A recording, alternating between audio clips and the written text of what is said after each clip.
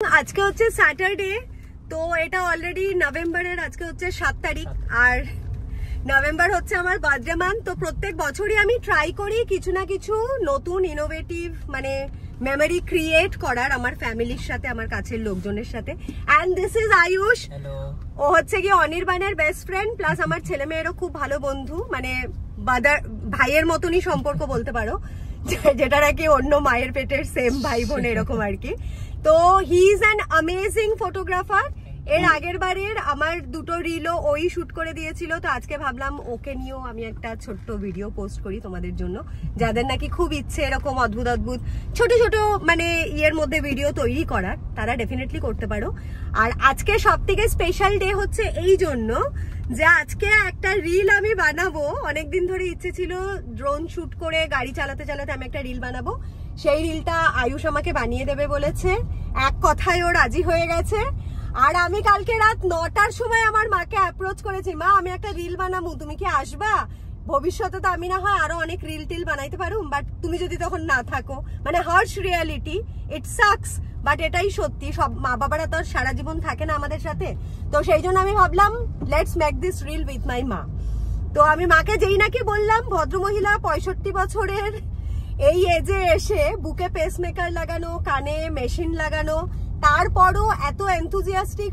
রাতের বেলা থাইরয়েড ঘুমের ওষুধ ফষুধ খায়, ঘুমায়, তো সকালে উঠতে কোয়াইট একটু প্রবলেম হয়ে যায়। বাট তারপরেও মা বললো ঠিক আছে বল তাইলে করুম, কখন আসতে হইব, কোথায় আসতে হইব বল।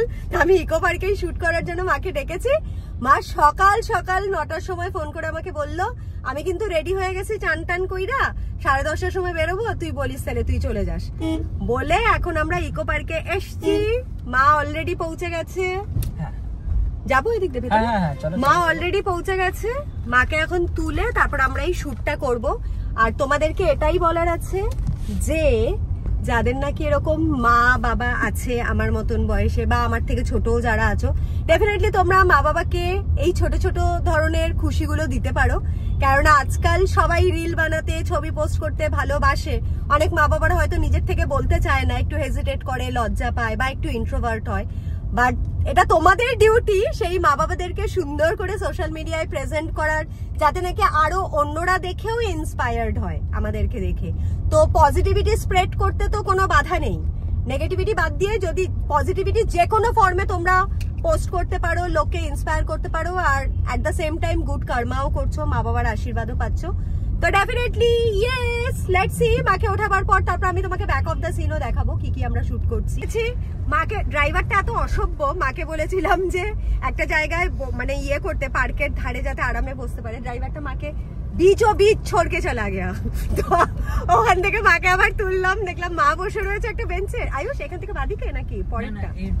আচ্ছা, দেখলাম মা বসে আছে, মার পাশে অনেক মানে ফ্যামিলি বসে আছে, ফুল ফ্যামিলি, সব লোকজন নিয়ে। মা একা একা বেচারা, মাকে আবার মাঝখান থেকে বেঞ্চ থেকে খুঁজে বার করতে হলো, অন্য লোকজনের মাঝখানে মা বসেছিল। তা আমরা এখন যাচ্ছি ডেস্টিনেশনে। প্রথমে মা একটুখানি যাবে ক্যাফেতে, গিয়ে কিছু হালকা ফুলকা যদি কিছু খায় করে তারপর আমরা শুটটা করবো। হচ্ছে আমরা নেমে পড়েছি এখানটাতে একটা জায়গাতে। মা ওয়াশরুমে যাওয়ার ছিল, ও মা চলেও এসছে, মা চলে এসছে। আর এটা হচ্ছে সেই গলফ ইয়েটা, গলফ ক্লাবটা। মাঠটাতে এত সুন্দর লাগছে, আয়ুষ পুরো সবকিছু সেট টেট করছে, ওর হাতে আছে ড্রোন। তো ইয়েস, লেটস সি। এখানে আমরা গাড়ি রেখেছি, দেখা যাক। তোমাদের এই ভিউটাও দেখাচ্ছি, এটাও অসাধারণ। এটা হচ্ছে পুরো গলফের ইয়ের ভিউটা, খুব সুন্দর এই জায়গাটা।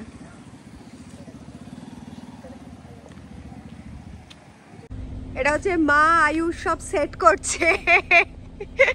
এটা হচ্ছে আমাদের শুটের জায়গা, এখানে গাড়ি দাঁড় করানো হচ্ছে। আর অনেকক্ষণ ওয়েট করতে হচ্ছে, কারণ কখনো গাড়ি এদিক থেকে চলে আসছে, কখনো গাড়ি ওদিক থেকে চলে আসছে।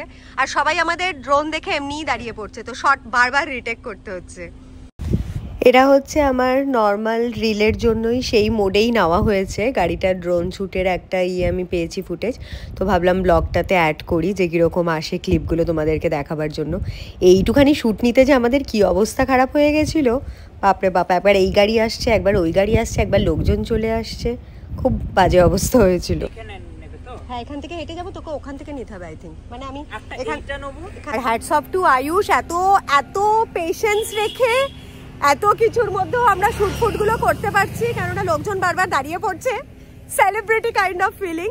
তো একটু হ্যাঁ প্রবলেম তো হয়, কারণ ড্রোন দেখেও দাঁড়িয়ে পড়ছে, আয়ুষকে একটা পার্টিকুলার অ্যাঙ্গেলে সেট করতে হচ্ছে, একবার ওপরে যাচ্ছে, একবার পারমিশনের প্রবলেম হচ্ছে, যদিও পারমিশন নেওয়া ড্রোনের, বাট স্টিল বারবার লোকজন আসা যাওয়া করছে। So this is the lane, তোমরা যারা ইন্টারেস্টেড তারা ডেফিনেটলি এখানে আসতে পারো, অনেকে জানো নিশ্চয়ই। ইয়েস, এখানে মায়ের ফটোগ্রাফি চলছে, আয়ুষ আমাদের ড্রোন শুট হয়ে গেছে, এবার আয়ুষ অ্যাঙ্গেল ঠিক করছে।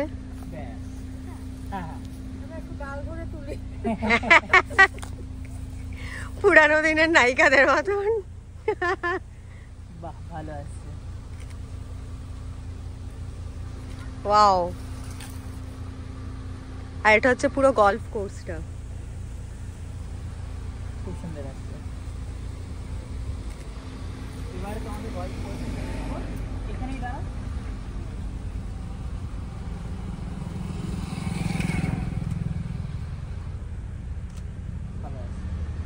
তোমরা দুজনে নেবে? আমাদের পুরো শখ ছিল এখানে একটা ভিডিও করে। ডিএসএলআর ভালো আসছে না গো, ক্যামেরায় আসছে, ঠিক আছে। গলফ রোডের এখানে আমরা একটা ভাঙা একটা লোহা পেয়েছি, ইউজুয়ালি তো এখানে ঢুকতে দেয় না ক্লাবের মধ্যে, এটা দেখো কেউ একটা করে রেখে দিয়েছে আমাদের জন্য, তো ঢুকে গেছি। আমাদের হচ্ছে শুট টুট সব হয়ে গেছে, এখন আবার যথারীতি এই স্টারবাক্সটাতেই আমরা সবসময় আসি। মাকে নিয়ে এসেছি, ব্রেক টাইম, তো কিছু খেয়ে টেয়ে তারপরে মাকে আজকে পেস্তা বলেছে বাড়ি নিয়ে যেতে, তো মাকে বাড়ি তুলে নিয়ে যাব, মা তারপরে বারাসাত আবার যাবে।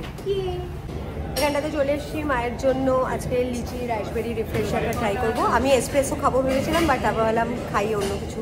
পেস্তা বলেছে আমাকে মাচা ট্রাই করতে, তো আমি ট্রাইং মাচা, লেটস সি। খাবার টাবার চলে এসছে, আমার জন্য এসছে লাটে, এটা মার হচ্ছে রাইসবেরি, আর আয়ুষেরটা কি নিয়েছিস সে? ক্যারামেল মাকিয়াতো। ক্যারামেল মাকিয়া, নাম ফামও যাবি না? স্টারবাক্সের তো অনেক নতুন নতুন নিত্য নতুন নাম বেরোয়, তোর সড়গড় হয়ে ওঠা যায়নি এখনো। মা স্টার্ট করো, খাইয়া দেখো এটা কেমন লাগছে। এইটা তোমার, হ্যাঁ ডিমেরটাও তোমার, এইটাও তোমার, আমারটা বেচটা ওইটা তোর, এটা ওকে। Yes Ayush, please be seated. Thank you for the amazing photography. Thank you for having